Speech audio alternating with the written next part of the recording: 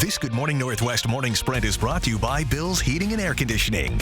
It's 6:53, time to get you ready to take on your Wednesday in the morning sprint. Mark is here telling us about another sunny day with a new system headed our way. But first, our sports team tracking local teams a day before they tip off in the NCAA tournament. Let's get to sports director Julian Minone live in Salt Lake City with the Zags.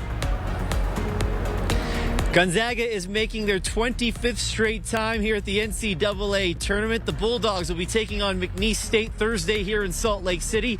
And Gonzaga might as well pay rent here in Salt Lake. It's the 7th time the Bulldogs have made the NCAA tournament here in Utah. They've won 8 of 11 games here in this city. Certainly a good omen for Gonzaga before they take on the Cowboys at 4:25 Spokane time on Thursday. Now we're going to send it over to Alex Centi, who's with the Cougs in Omaha.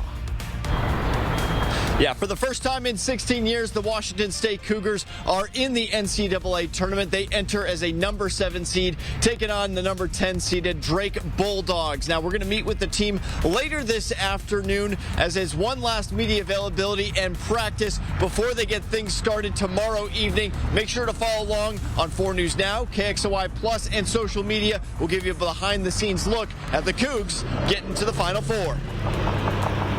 The Gonzaga women don't have to travel anywhere to start the NCAA tournament run. They'll host UC Irvine at the McCarthy Athletic Center Saturday at 4:30.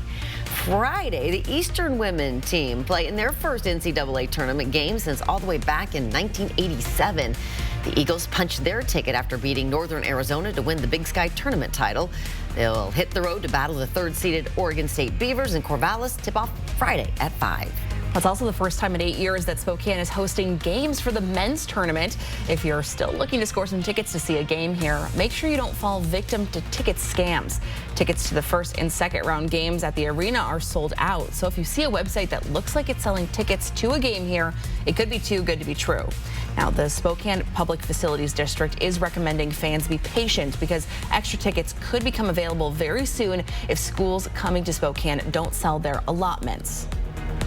When we look at the forecast for the day, it's looking pretty good in our First Alert Weather and the First Alert Weather app. I'm telling you, it's going to be busy this weekend, but today, not so much. We're going to have sunshine. Things are looking pretty good. We're going to continue to have some breezy conditions. Our highs are going to be in the low to mid 60s throughout the region. Cooler than yesterday, but still well above average. 63 will be our high today. We will see plenty of sunshine and then some clouds coming in overnight.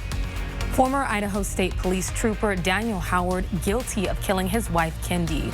A jury found Howard guilty of 1 count of domestic battery and 1 count of second-degree murder. The maximum sentence for that count is life in prison.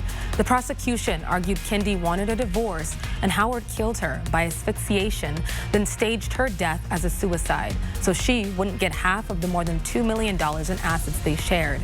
Howard's defense claimed Kendi took her own life, saying she struggled with body issues and shot herself in the tub where Howard found her.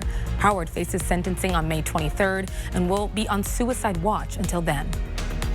An Area Heights man will not face assault charges for shooting and killing a man last month. Court documents say the incident started over a bullying claim involving kids at a park in early February. Divine Bullard told deputies he was called a racial slur by the kids. He said adults associated with the children then confronted him at his mobile home and sprayed him with bear mace while he was inside.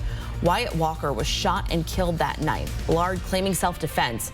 The Spokane County prosecutor says new evidence has come to light that negates the second-degree assault allegation against Bullard, so the charge was dropped without prejudice.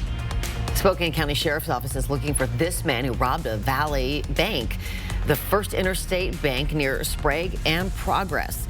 In this photo, you can see the man place a gun on the counter. The Sheriff's Office asks for you to call if you have any information about that bank robbery.